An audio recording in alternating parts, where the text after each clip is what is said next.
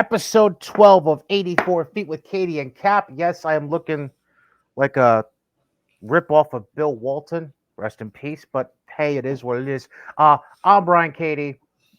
That's Academy Varsity Girls head coach Brian Capitula. My man, heck of a showing at Gym Rat. Went 3-0 through pool play on Saturday last weekend. And then took on a tough Philly Rise team on Sunday in the championship bracket. All in all, I gotta say, impressive. From the outside looking in, you obviously have the sideline point of view. What were your thoughts on the team's performance from Gym Rat? I thought it was good. It's always good when you're able to stay local and get some good games in. The pool play was good. It was a little down, like in terms of team wise, maybe a little bit more competitive games I would like to see. But I think that was our girls played really well and together. So it wasn't all the competition, but it didn't prepare us for what Sunday was going to bring. So we play Philly Rise, and then Philly Rise wants to go home, so we advance and then get the like thank you for advancing, and now you can play Exodus EYBL after that. So, which if anyone knows, I think they have the guards they have are just incredible. Their athleticism and everything. So that was fun though, good experience. I think after playing Philly, we were less. I don't know if scared's the right word, but we were less scared of what the next competition was going to be like, and some kids really stepped up, and it was a closer game much closer than the Philly Rise. And I think maybe like 25 points. So, hold on, timeout. I need to make sense of this. The team you lost to in your 2:30 game Sunday said it's been nice, but not real nice. We don't give a crap about winning. Deuces.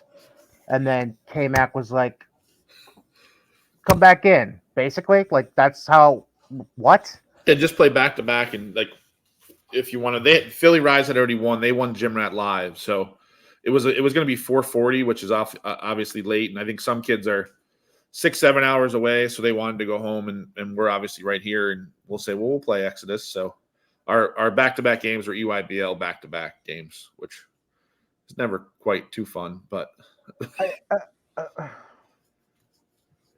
they were here to play and get some games in. They weren't here to kind of win anything, so it was a good time, though. I've never heard of such a thing before. Like my brain hurts, and I haven't coached AAU in 5-6 years. We'll get another voice in on this in just a second, because joining us today on the show is a girl that no longer plays on an 84-foot court. She now plays on a 94-foot court. And she no longer plays even in the original division that she signed up for, as this school has now moved up from D2 to D1. So we can now introduce her as a Division I student athlete, a graduate in the class of 2022, as a New York State champion for the Warriors of Averill Park. One of my favorite personal point guards I've ever gotten pronounced for. I'm not just saying that because she went to Averill Park. I'm not just saying that because she's on the show. It's the truth. It's the one. It's the only. Number 5, Michelina Lombardi.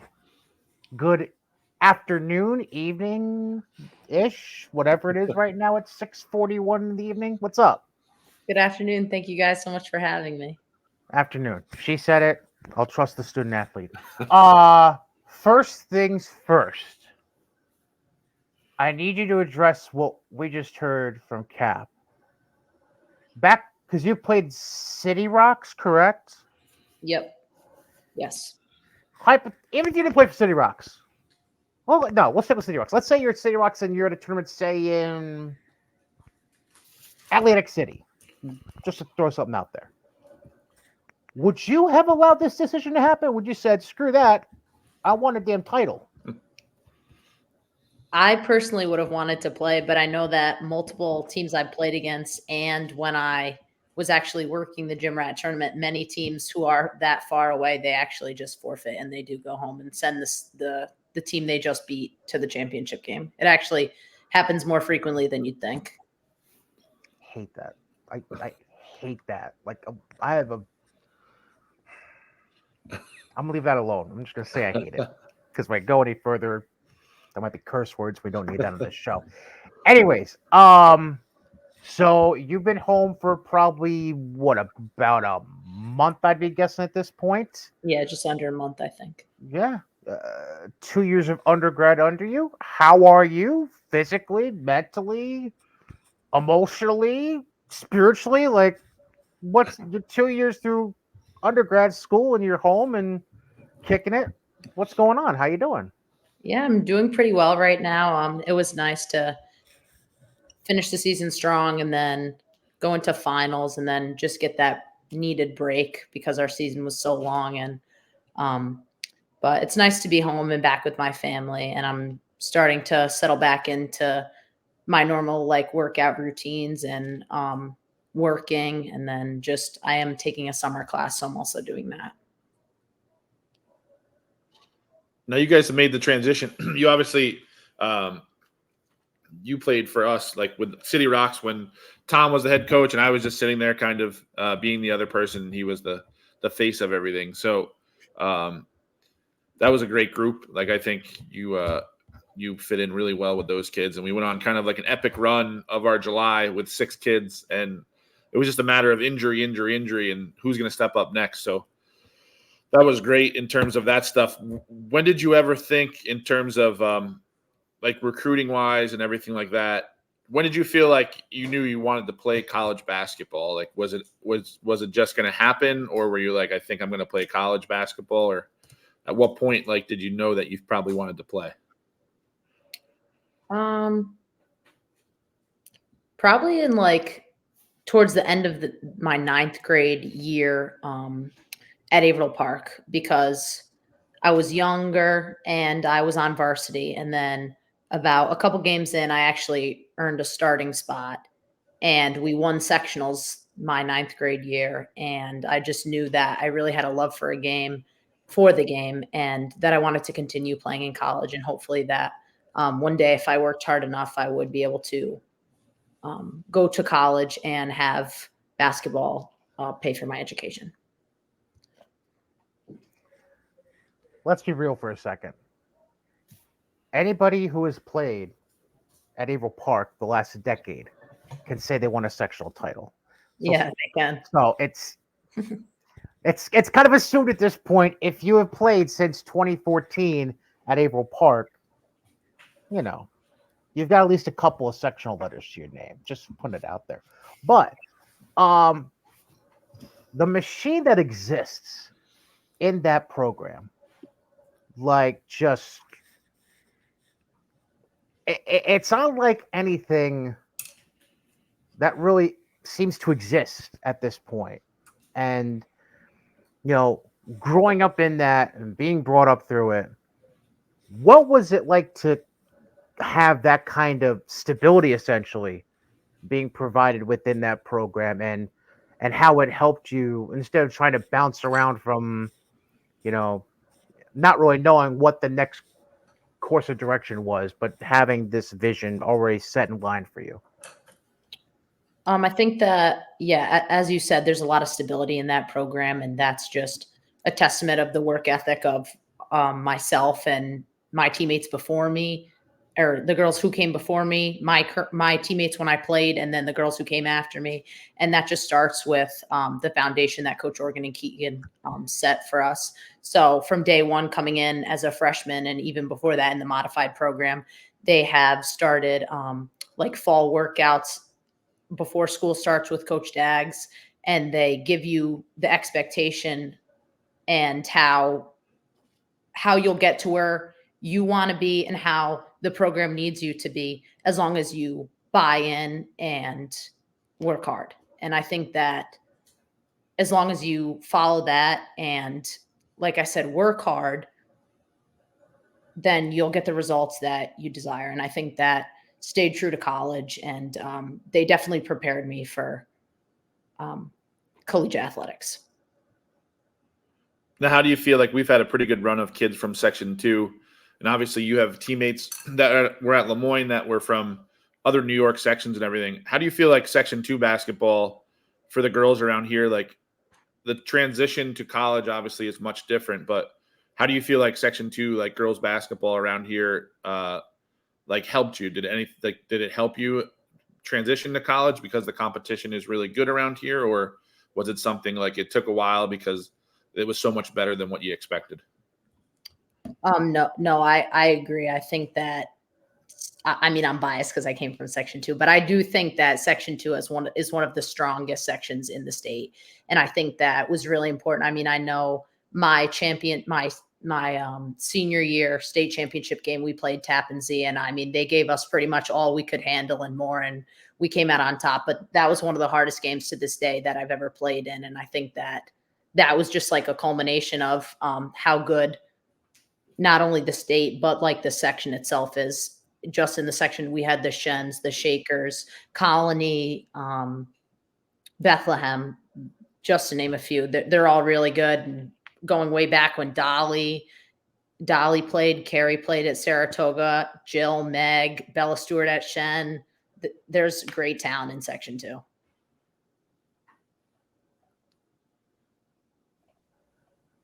I want to get back to Coach Organ and Coach Keegan real quick, because I can't think of anyone, either inside or outside of Averill Park, who has ever once said a bad word about either man. And to me, it's more so how the people outside of your bubble think about you and respect you that speaks volumes than the people within the bubble in Averill Park. Talk about what those two specifically meant for you, both on and off the court, because, obviously you're juggling a lot of balls in the air. When you're, especially if you're a future recruit, looking at the college game. So, talk about those two were able to provide for you through this platform of basketball and on off the court as well. Yeah, I don't have enough great things to say about Coach Organ and Coach Keegan. They're two great guys. They work so hard, not just in the classroom, but also to coach us. They put so much time and effort in. There's not two people who watch more game film than them. They're always prepared. They have the scouting report ready. They know how to execute the game plan, and they work really well together. And just the lessons they've taught me and the things I've learned through them were not just helpful at Averill Park, but they're just invaluable. And I know that I can take the lessons I've learned and apply them to different things throughout my life. And also, the support that they've given me is just so great. I know that they're two people who were and still are mentors to me. And I know that if I'm ever struggling or I need to go to them for something, they would help me in an instant. I just think that having a bond like that is so important. And I'm just so blessed and thankful to have played for both of them. And yeah, I just can't say enough great things about them. Now you finally make your transition to, like, you choose your college. And I know that you had you had aspiration to go to college for academics first. Like, that's why you're in school. And if athletics followed it, then so be it. But it was academics first. So you choose LeMoyne, thinking you're going into like a really solid Division II program in the NE10. Like, all right, I'm ready to do this. And then all of a sudden, like, surprise, we're going to transition and become a Division I team and be in the NEC. What was that like? Like, when you hear that news, you're a freshman and you kind of hear that knowing, like, hey, I went to this school for a reason, academics, and now I'm going to be a Division I athlete. Like, what goes through your mind at that point? Well, when I first committed and I was talking to Coach Grimes, she had mentioned that there was talk that the school might be transitioning to Division I, and I thought that was a really cool thing. So, but I didn't think that it would be happening nearly as quickly as it did. I kind of thought that I would be out of the school and graduated from college 2-3 years before they transitioned.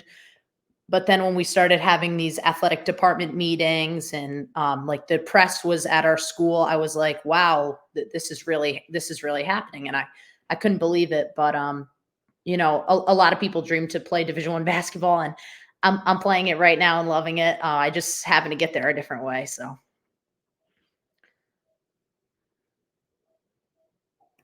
Just walk us through real quick, because I know that you just mentioned the D2 D1 transition. So simply though, the recruiting process, because at that time Mary Grimes is still there, like you just mentioned, talking to her about that potential transition from D2 to D1, and Kat mentioned how you were looking for academics.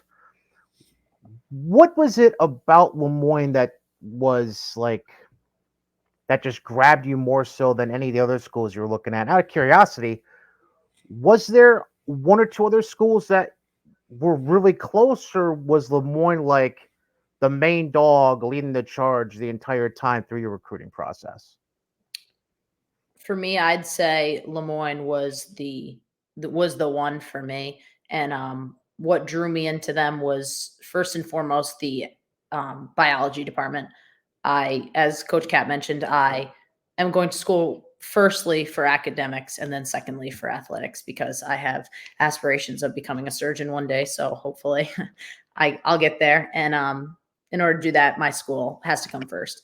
So the biology department at LeMoyne is great, and the professors are really awesome and they're very helpful. So once I found out about the biology department, that was an immediate check for one of my boxes. Secondly, the Coach Grimes, great woman, love her. And the team, when I visited, they were really welcoming and it was like a family.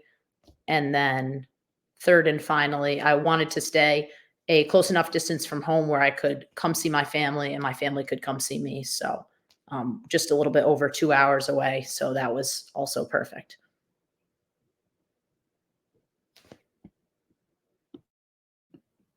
Cap, you're on mute. So what's changed, I guess? Like, what does a normal routine look like for you now versus like year one? Obviously, Division two has some restrictions on when you can be in the gym together and do things like that, where Division one is kind of like, listen, we want you in the gym. Like, this is 10, 11 months a year. What does your normal day look like preseason and then in season as a Division one athlete?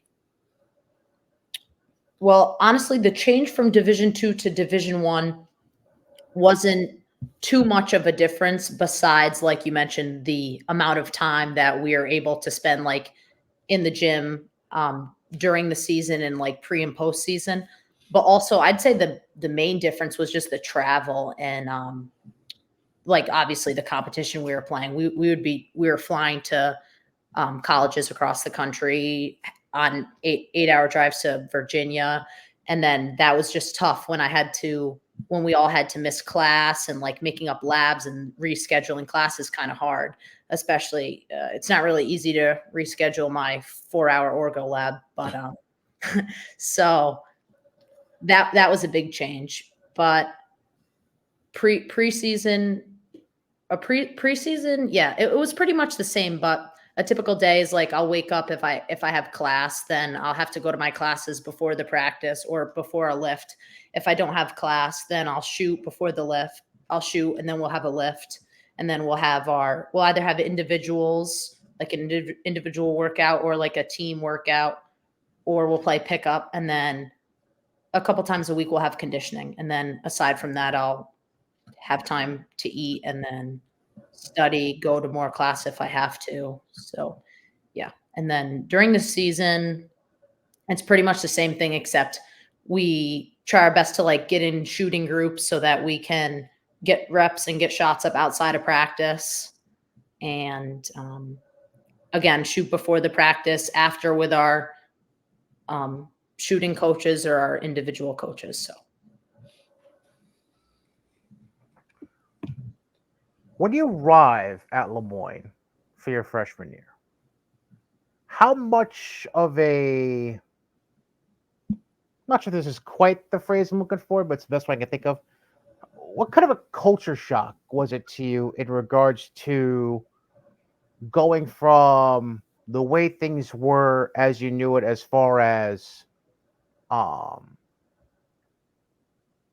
from a basketball perspective, from Averill Park to now going as a D2 athlete, like as far as the schedule and the structure of it, like, was there much of a culture shock, or was it something that you had pretty much already prepared yourself for by the time you arrived on campus originally back in fall of 22? I would say the biggest difference is just how long the season is, and how much of a grind it truly is. Everyone says, like, you want to play Division 1 basketball, or you want to play college basketball, and everybody's all bought in and ready to go, but you truly don't understand how hard collegiate athletics are until you really step in and do it yourself. So I think that, like, the high school season, if I'm remembering correctly, is from November, or what games start like November, December, right? Yep. And then they're Yeah. done. They're done like mid-February, end of February, right? Yeah, I mean, you never were done before March, but everyone else, yes, mid-February. Right. But in college now, especially with our D1 schedule that we just had, we started in November, and we had, I believe, like 13 or 14, maybe 15 non-conference games. And then the conference schedule doesn't start till January, I think. So it's just a long season and a lot of games in a short period of time for conference play. So I think that constant grind and that constant hard work and like it just never ending was definitely an adjustment. And I think that but I do think high school prepared me for that, because those seasons were long, just not as extensive as the college season. And then also another difference for me that I guess was just, I was used to playing a lot of man D in high school, so then that transition to a majority of zone was different. Right. But the offenses were primarily the same. I mean, everybody has their own different type of offense they like to run, but Coach Oregon's was similar to Coach Grimes. So You guys ended up playing like 33 games like this year, 18 and 15, which a high school season, majority of the time, you're around 25, 26 games if you make it that far. So that's a huge jump. You guys had some big trips early on, like you go to Colorado for a little while. You guys go to USC. Like, you're playing against like elite competition, which is just, I guess, awesome to see, like people that you see on like TV, and you'll see like in the WNBA in a few years. In terms of like you guys, so that happens. Then you guys get all the way to like the NEC championship game. What was like postseason? Obviously, we have postseason play and sectional play, but what is college postseason? What are those games feel like?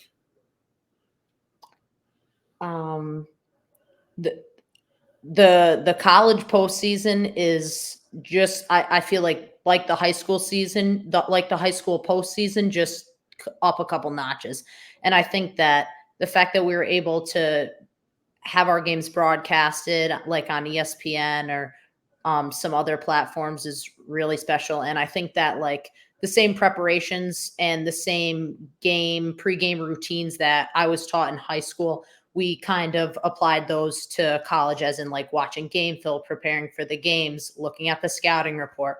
So I think you just dial it up a few notches. But yeah, and I think it's really awesome. Unfortunately, since we had just jumped to Division 1, we didn't have a chance at making the tournament. But the fact that the NEC allowed us to play in the NEC championship was really special, because at the beginning of the season, when we first transitioned in last July, we were told that we couldn't play for the NEC championship for 2 years, but then they waived that. So that was really nice. And it was a great experience. And I'm hoping that we can get there again this year. Let's be real. Let's stop. Just stop here, okay? Because here's the thing: you go to a program that's renowned in the NE10. I would know, because when you came and played St. Rose, the program. This is before you were there. I just was like, well, this is a lost cause. It's going to be LeMoyne by like 15, because that's just how LeMoyne was. Whether it was Ginny Castelli, Mary Grimes, it didn't matter. LeMoyne was LeMoyne. Like, you were power in the NE10. Your freshman year, you end up winning 16 or last 17 in the regular season. You go to the fourth straight NCAA tourney. at the D2 level.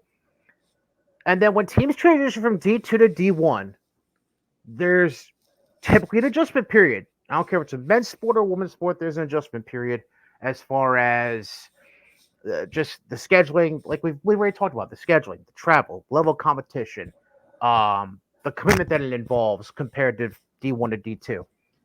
Y'all came out with zero expectations from any of the coaches in that conference and did what you did, made your run to the tournament title game against your former teammate, by the way, which we'll talk about in a minute.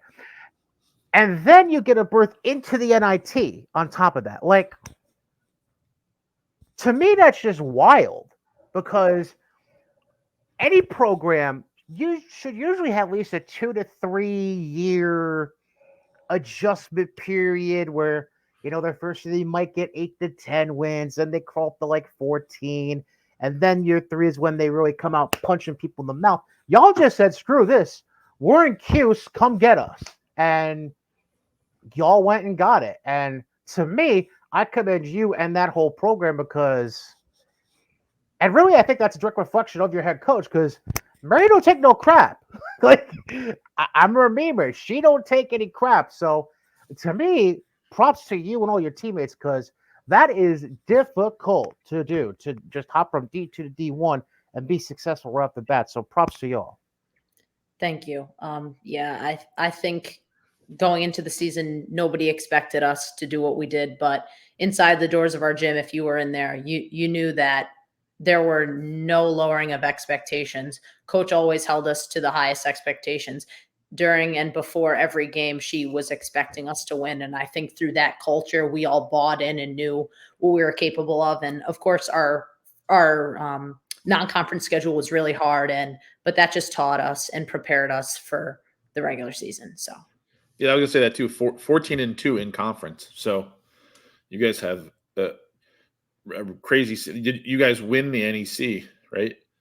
Well, we unfortunately did not because of that loss at SFU. But regular season, like regular season title. No, they jumped loss you guys. at SFU, yeah. Okay. Yeah. So your berth against Niagara, who was solid in the MAC, that ends up being. That was the first game I think all year, and obviously your identity at Averill Park was always defense.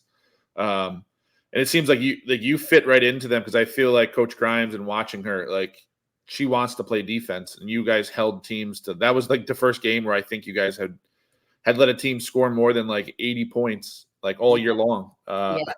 That was a sloppy game, honestly. But that was a hard fought game, and I know we ended up falling short to them. They're a great team. We just turned the ball over a little bit too much, but yeah. Our main goal throughout the whole season was to hold teams to our defensive goal, and if we were able to do that, in most times we were able to win. And what in terms of, I'll wrap up with my last question, but in terms of if you're a current college athlete, you're saying you were a ninth grader when you kind of started to think like, hey, I think I want to play in college. How much commitment does it really take to your sport of basketball if that's really what you want to do and play at the college level, no matter what level, like you said, like it doesn't really matter what level it is, whatever, you never know. Division III could become a Division I. Right. But how much commitment and time do you feel like that it's really owed if you really want to be an athlete at the college level? It takes countless hours of commitment. I mean, I remember playing AAU since 7th grade, and just my dad instilled this hard work and this hard work and like persevering effort. And I know that I worked so hard to get where I am today. And yes, countless hours in the gym, shooting, running, working on footwork, speed, acceleration. It takes a lot, but it's definitely doable as long as you have a positive mindset and you're willing to work. You can achieve anything you want to achieve. So I'm going to show a photo to kind of set up the next couple people I'd like to have you discuss. Because I think this came from this past year. So that would be you in the middle-ish. To the left of the screen would be Kelsey Wood, who just finished her senior year at Sacred Heart. Yes. Then the one you're like cheek to cheek with, that's Amelia, your former teammate, fellow sophomore, also at Sacred Heart. But the first person I want to focus on is the person right there in the right corner. Monica Shute. Shute. Yeah. She is actually stepping away from uh her front and center position as part of AP Athletics for the last, I think, like 30 years. It's been Really? like, yeah. I didn't know that. I'm sorry to break the news to you because I actually ended up reading the announcement about that during, I believe it was the AP sectional home game in the quarterfinals, if I remember correctly. And I obviously know Monica, having worked enough events at AP, so she's a fabulous woman. And I know Monica's a huge cheerleader, loves going out and seeing the girls at their college sites and everything to see their games. Talk about Monica real quick and what she means to the girls that had come before you and during your time there as well. Yeah, Mrs. Shoup is a great woman. She does not get enough credit for everything she does behind the scenes in the athletic department. She works really hard at her job, and she never does it without a smile on her face. She was at all of the basketball games that I can remember, and she's a great lady. And yeah, that's just a testament and shows. I mean, she came and drove 2+ hours to come watch us play Sacred Heart. So I think that was really important, and it shows just how much of a community we are at Averill Park. And I know they'll be sad to see her go. I didn't know she was leaving. That's so sad. I'm sorry to have been the bearer of sad news. I didn't know that you didn't know. So Yeah. you know what? No, that's on your family. They should have known about that. They should have told you this news. So shame on them. Shame on anyone else. Whatever. I don't know. And then obviously the other two girls there. Kelsey was 2 years ahead of you, but you played varsity when she was a junior and senior at AP. And Amelia, let's focus on Kelsey first. Um, as a teammate, what did she mean for you when you were going through your freshman and sophomore years and making those adjustments from the JV level up to varsity? She was always a great leader, and she has a great work ethic. She works really hard, and she's positive. And like I said, she's a great leader, and she always set a great example for myself and my other teammates. I knew that if I made a mistake, she was going to be there to correct it, and then pat me on the back, say it was okay, and then help me make the change that we needed to make.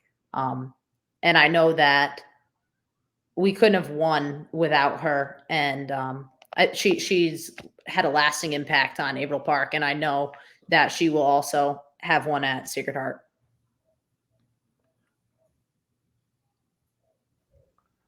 Before I brought up another picture and another person, I had to pull out my my artifact from the last basketball event I had before COVID, which was the 2020 sectionals.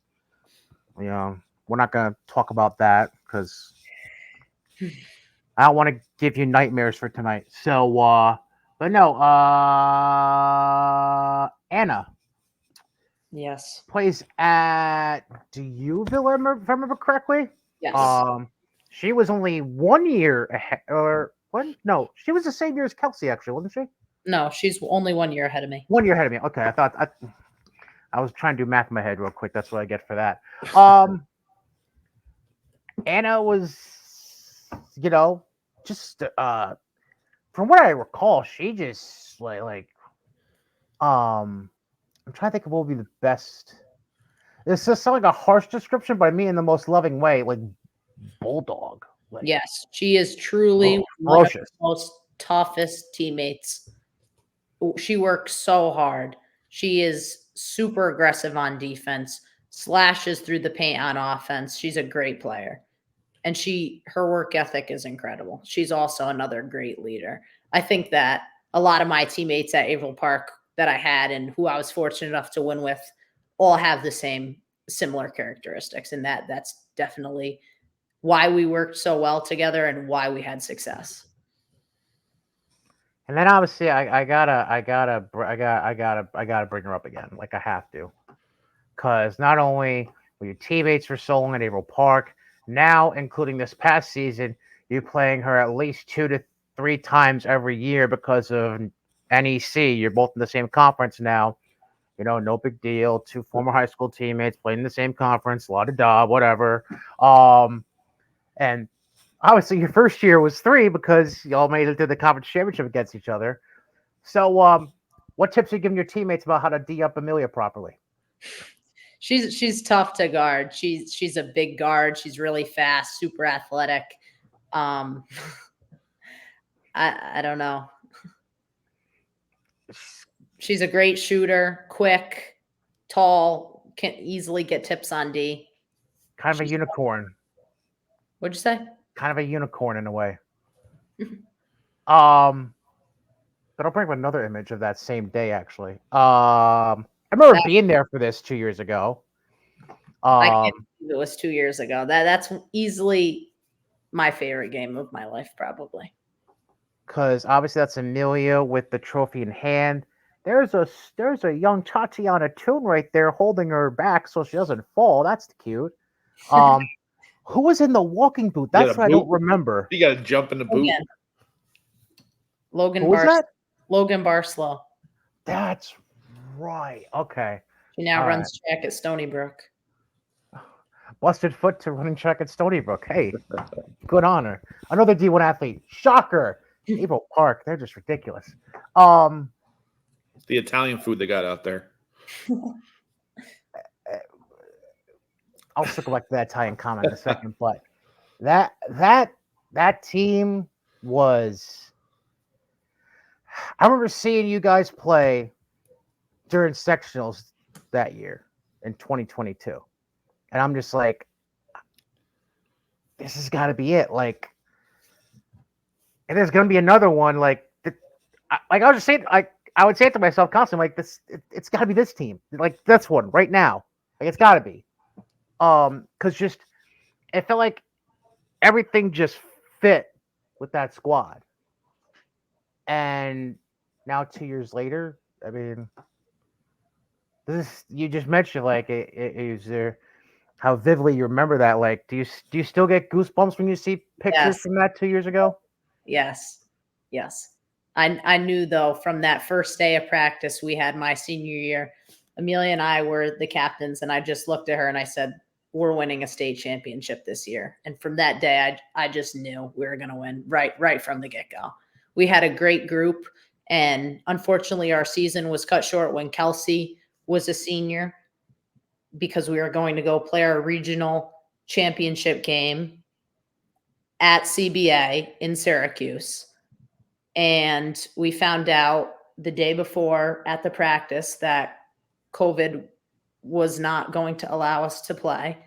And then my junior year and Anna's senior year, we didn't even have sectionals because of COVID again. Right. So I knew that I was not leaving that high school without being a state champion. And you know what's wild? I actually vividly remember because I want to say maybe one of the local news stations went to your school when that was announced about regionals in 2020. And I just vividly remember seeing like the pictures right after you guys found that. Uh-oh. Amsterdam Wi-Fi. Yeah, I can't. Okay, I thought I was the only one. No, he's vividly remembering you seeing something. Yep. He'll be back in a second. I could pick up where he left off, but he looks like he has a good question. Yes.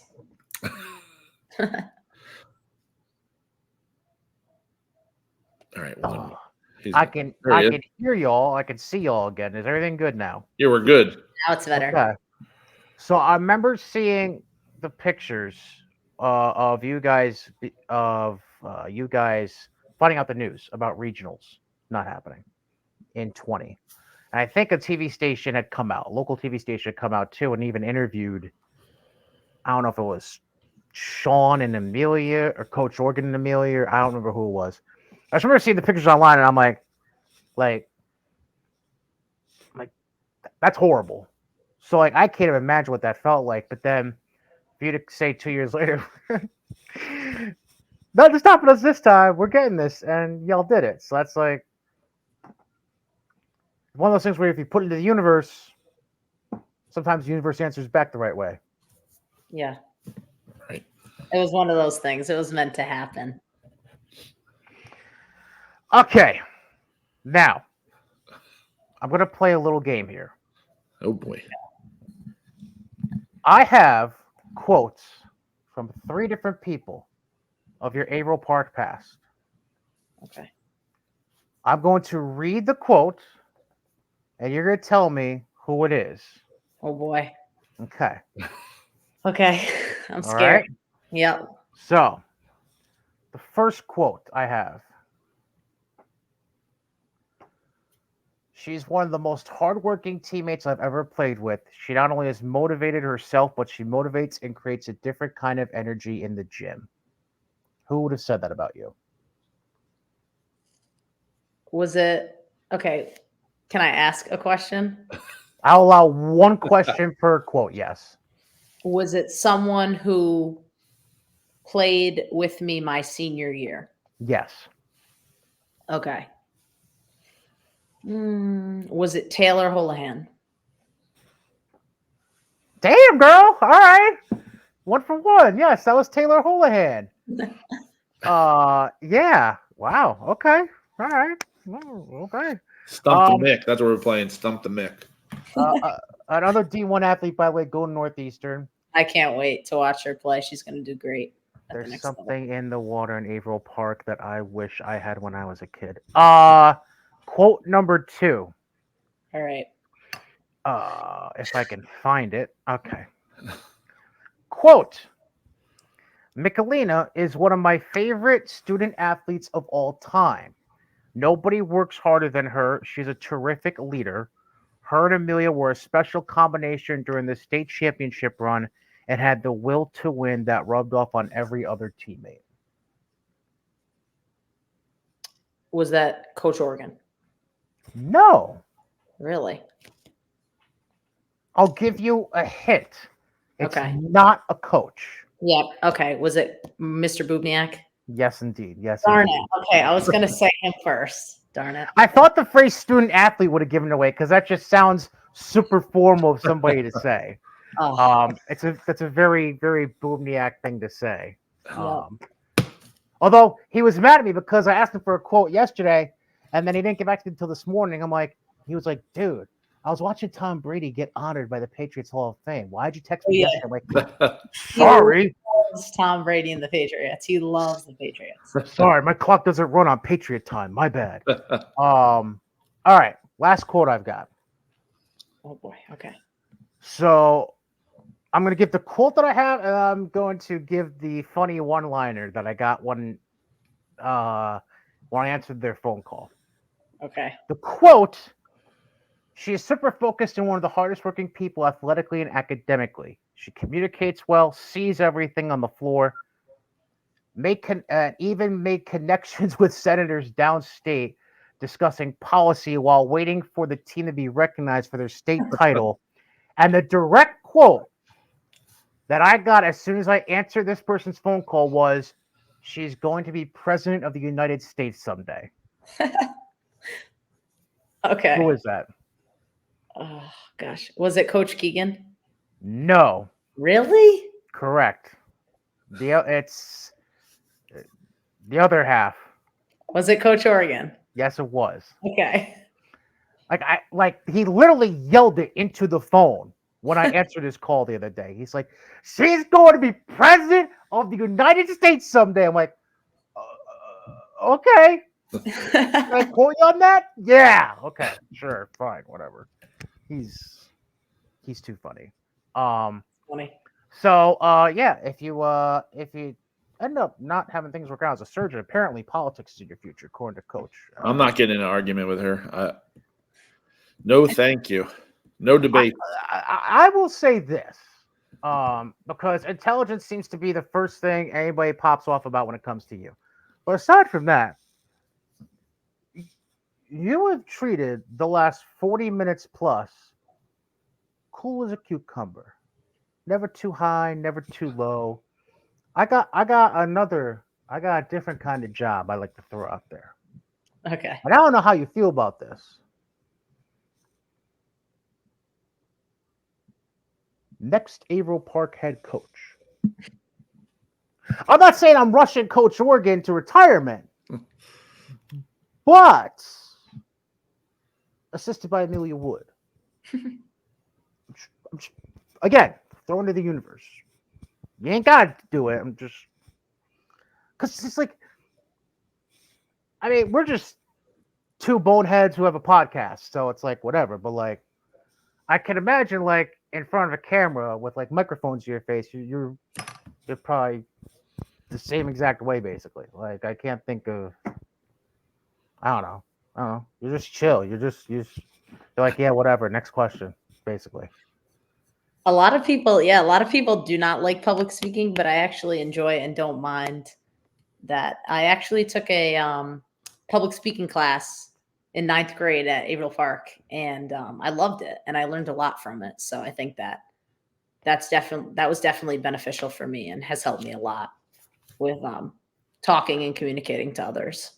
Plus, when you're the hostess of a certain Italian restaurant in Averill Park since you were 9 years old, and being in charge of basically the dining room, so that always helps your public speaking a little bit too.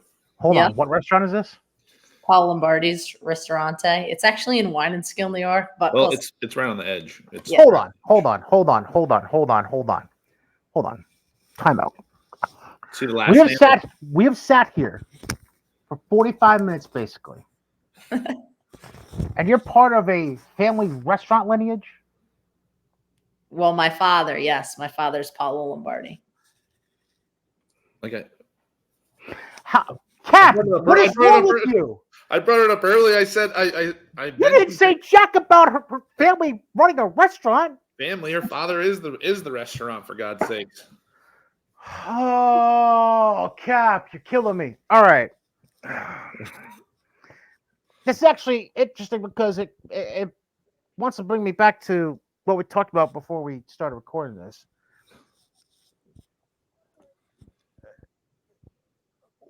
Would you prefer to bet on this show the last 45 minutes or Growing Up Italian? Like, because I saw in your thing for the Athletics website how you love Growing Up Italian, and watching them on I don't know if it's YouTube, TikToks, whatever. I like them on TikTok too, so I can't say too much about them. But I mean, you're under the gun. Has this been okay for you? No, it's been great. I really am super thankful that you guys asked me to be on your podcast. And I think it's really awesome what you guys are doing, promoting some of the local people in the capital region. But anyone who knows me knows that I'm extremely proud of my Italian heritage, and I would not change that for the world. So. Okay. So then I have to bring up an important question. Sauce or gravy? No, sauce. Thank you very much. No. There is no gravy. That gravy goes on turkey. We're gonna get along just fine. Love it. Yeah, I know. Like no. Cap, do you agree? Please tell me you agree. I agree. It's sauce. Okay, good. Well, it sounds like I need to go out in that neck of the woods of West Sand Lake and Wine and Skill from now on, because apparently we have a family lineage restaurant that I need to go to. Yeah. I'm assuming you've been there the way you're talking about it, Cap? I've been there before. We actually haven't been. I've been telling Natalie we need to go for about 2 years now. When Mick was there, because she loves Mick. We haven't gone out there, but we had good conversation. We had a 3-hour plane ride with only one seat left on the whole plane, and it happened to be in between me and her father. Thank God, back from Chicago 3 years ago. So it was a good ride, and what a great family. Her mom is like the sweetest. Her brother is the best. Like coming down in the middle of the hotel with like swimmies on and like goggles on, in the middle of Chicago, like just has barefoot and like his shorts on. Like there's 1,000 people in the lobby, and here comes Rafi. Like here he comes with his shorts and his goggles. Like, hey, where's the pool? And it's on the roof. So that'll be a memory that I have forever. So am I to assume, by the way, those are the parentals on the right side of the picture? No, the far right is Coach Luskin. He was my varsity soccer coach. And the woman to my left is technically it is to the You're left or right. Oh, you're right. So and that was my assistant coach, Coach Turtle, and now she's the head coach because Coach Luskin stepped down as the head varsity coach. So okay. Yep. All right. Well then I know nothing. Okay, good. No, you'll see her. Once you see her father once, that's all you need. You can spot him. I spotted them the second person I recognized when we walked into Hudson Valley this year. It was the second one I was like, oh, there's Mick's dad. Walked all the way across and said hi to him. So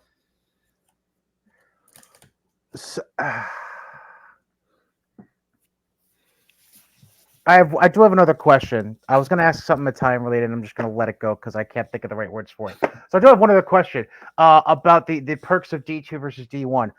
Would you prefer those bus trips to and from the NE10 games, or do you like the flights a little bit more? Well, the flights not factoring in the missing classes. Don't factor that in. Right. Well, we only flew to the non-conference games. Our conference games were actually, most of them were a shorter distance to travel than our NE10 conference games. Right. So I'd actually probably take the NEC traveling schedule overall before the NE10 traveling schedule. Okay.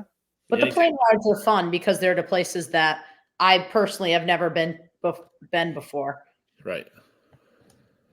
But a trip to Franklin Pierce wouldn't be fun, just randomly up in the middle of nowhere, New Hampshire. So no. Or St. Michael's in Vermont. Yeah. Yeah. Nobody likes to go to Colchester in the middle of January. No, thank you. Yeah, I'll just ask any of the hundreds of St. Rose players I've talked to over the years. Yeah, no fun. And they just closed, so it doesn't even matter anymore. Anyways, you knew about that, right? Yes, I did. Okay, all right. I just want to make sure I'm not breaking too much news for you on this podcast, because apparently nobody's telling you about what's happening in Averill Park High School. Oh, I know. Okay, I know I said one more thing. This is definitely the last thing before you go. I want to ask about Taylor Holohan and Tatiana Toon. Because they were on the podcast episode 2. And just one, I know you mentioned briefly how you were looking forward to seeing how Taylor does at Northeastern. 2 of them as underclassmen under you and Amelia. Just your impressions of them and what they've been able to do since then. Under Amelia and I can't thank them enough because they worked so hard. Everything she and I told them or threw at them to do, they listened, understood it, and executed. And without them doing that and buying in, because both of them were in our starting lineup my senior year, without them doing that and stepping up, we could not have won without them. They played a huge role in our success, and they're both great teammates, really hardworking people. And I think that after we left, they did a great job following in our footsteps, and they worked extremely hard to get to where they had to go this year as seniors, especially because they bumped up a division. I believe they reclassed to AA, correct? Because they evaluated the sizing of schools. So, and I know they fell short in their game, but that does not define how hard they worked and what they did to continued the legacy of that program. So I think that's really important. And they did a great job. And I know I'm really proud of them. And I know Amelia is too. I'll give you a quick story that now I can look back at and call it funny before I let you go. So it was the night of Class B sub-regionals at Averill Park. Cap's team was playing Saranac, correct? That Correct. night? My typical self, I walk in an hour and 15 minutes early because I have no life. So I'm walking in, not the door directly in front of the that main gymnasium entrance, but the opposite door that's in front of the further and the left side entrance, basically the gymnasium. So I walk in the door and I'm looking at Monica at the table. Next thing I know, for whatever reason, I look to the left where the hallway is. And there's Taylor walking on a pair of crutches after practice. I'm like, I'm not supposed to see this, am I? And she's like, no, you're not supposed to see this. So if you tell anyone, I'm going to kill you. I'm like, okay, fine.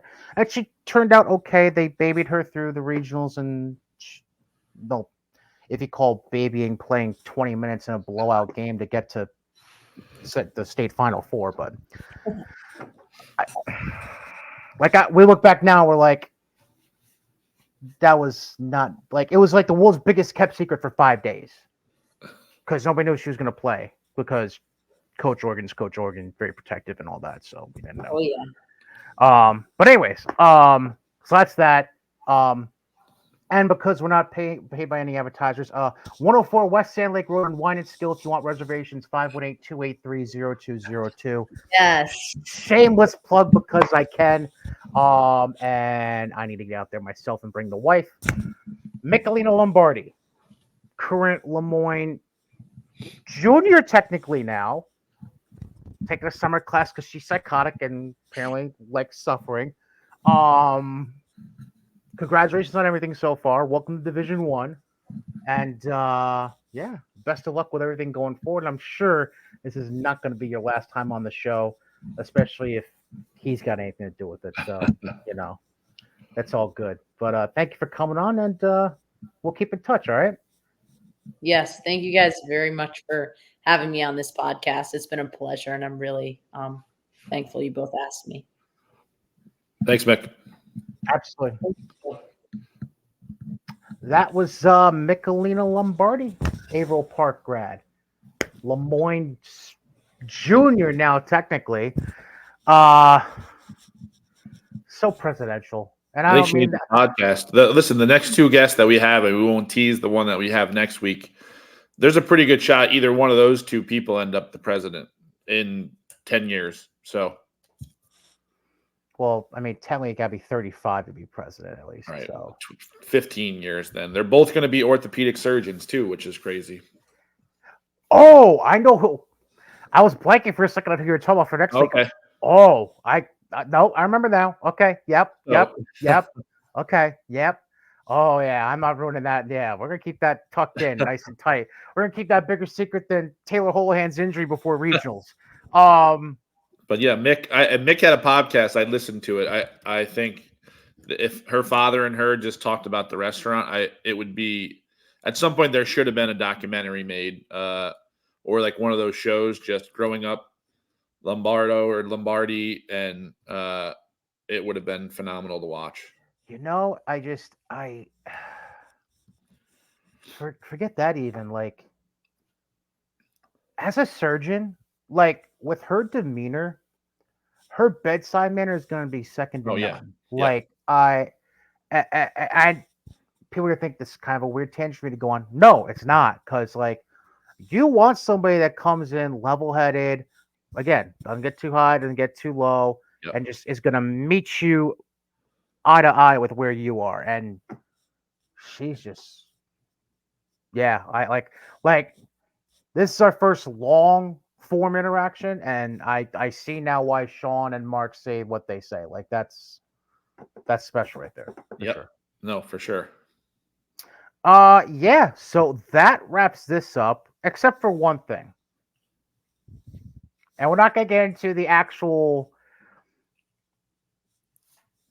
subtopic we got into earlier about this, but I'm just going to ask you, as a parent,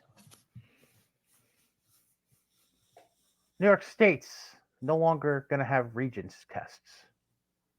Do you care? If you do, is it good? Is it bad? Again, as a parent, Yep. what do you think about this? Yeah, I brought it up with it's funny, practice yesterday. I brought it up to the girls because they had just announced it. So it's not going away this year, and I don't think next year. I think they said like 2 years from now. But I don't know. Like their Regents diplomas, everything's just going to be a diploma now. So like there was kids that went for Regents diplomas. Well, now they're not going to be mandatory. So if they go for them, it's going to be a diploma, just like everyone else had. So I don't know. I don't know how I feel. Like I think there's kids that are striving to like having that on their record and having really good scores with Regents and everything like that. It's just, I think it takes some stress off the kids too. Cause I know I have kids. We've talked about other people that coming on, they have Regents, and I have kids that miss practice and things like that. Like it is what it is. Like they're going to miss practices and have to figure out some of that stuff. But they, like you just say, okay, like you understand how stressful it is and how their day needs to be made out. So I think it'll alleviate some stress for some kids, but some kids will still take them, even though they're optional. So I'll put it this way, because I remember how I was taught in high school. So I'm gonna break this down in two ways. Number one, we just gotta be receptive of the fact, more so now than before. I think there's just kids that aren't good test takers, man. Like a standardized test shouldn't make or break whether or not a kid graduates high school. right. Like that's just the long and short of it, man. That's Yep. like the basic, most fundamental number one thing I can throw at you is that they shouldn't have to rely on getting a 65 or whatever the passing grade is now on Regents. They shouldn't rely on that at the end of the year. Right. Like number one. Number two, now you know what you're doing, and I swear I didn't mean this to get as serious as it did, but I have to mention this. Now you're making teachers teach, because this is me slandering anyone specifically, because teachers have different stuff for different folks. I can't remember what the exact phrase is, but you know what I mean. Different strokes for different folks, I think is what it is. So like that. There were literally teachers that I knew about at CBA when I went there, and I've heard about from different high schools, where they're literally only teaching you how to pass the Regents at the end of the year and nothing else. Sure. They're not teaching you any of the ancillary information you may need that could be more important in 10, 15, 20 years as an adult, Right. than the stuff you're going to see on the Regents. And now to me, this makes the teachers actually have to teach. And to me, I think that's bravo on New York State in a way. Right. Yeah, 8 months of just basically getting ready for a test for 8 months versus actually teaching and learning for 8 months. So it's the most bizarre teaching method in the world, and New York State is getting a whole hell of a lot right, but yep. they got this one right, so good on them. Yep. That being said, that's it for this 94-foot edition of 84 Feet with Cady and Cap. Again, thanks to Michelina Lombardi from LeMoyne, graduate of Averill Park from 2022, joining the show. I've been remiss in not mentioning we're on social media, facebook.com, search for 84 Feet with Cady and Cap. We're on Twitter at 84 Feet Podcast. If you have any long form questions, stories, whatever, 84 Feet Podcast at gmail.com. I'm Brian Cady. That's Brian Capitula. We got another guest set up for next week. That doesn't give it away. I don't know what does. That being said, Cap, try to enjoy an actual weekend home for once. Yeah, we have what I have tomorrow. Be Candy tomorrow too. Just everybody. We have a really crazy group of 26s signed up. Hopefully, maybe we'll get some 25s. We have a couple 25s, but Be Candy tryouts tomorrow from 6 to 8 over at Albany Academy too. If anyone was looking for that, and we're just trying to put the best team on the court. There's no affiliation to any kind of programs or anything. It's me. Coach Pearson's going to jump in. Coach Bedoin might jump on too. So just get the best we can and go out to Johnson City, Binghamton. I didn't know where Johnson City was, so I Googled it. And but but we're gonna have our first tryout tomorrow at 6. So So okay, the only reason I knew where Johnson City was because I believe they had a team make the Final Four this year. I want to say maybe 23. I don't remember. They okay. made states either this year or last year. I can't remember. It's the first time I ever heard about Johnson City. I had no idea where it was. I was like, oh, it's Binghamton. I just knew it was west. That's all I knew because of the section it was in. That's all I knew. All right. Enjoy tryouts. All right. Enjoy your weekend. Yeah, you too. And and don't get caught too much in the heat next week. Yes. Try to stay in the air conditioning. Big dudes and heat don't match, so I'm good. Nope. Goodbye. Bye.